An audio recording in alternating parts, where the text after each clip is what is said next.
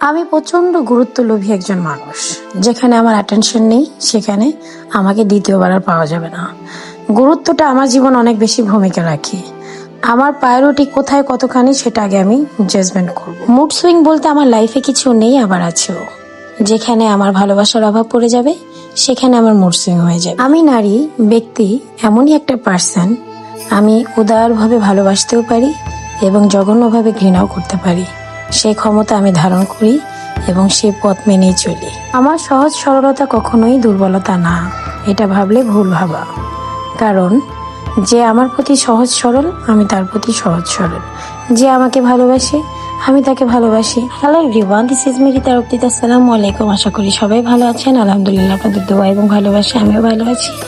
আজকে আমি যা যা রান্না করলাম, ইলিশ মাছ হালকা ভাজা দিয়ে পেঁয়াজ দিয়ে রান্না করলাম, পাটের শাক এবং কাতল মাছ বেগুন দিয়ে আলু দিয়ে রান্না করলাম, সাথে ভাত। সবাই ভালো থাকবেন, আবার নতুন কোনো ভিডিওতে দেখা হবে। ততক্ষণে আল্লাহ হাফেজ।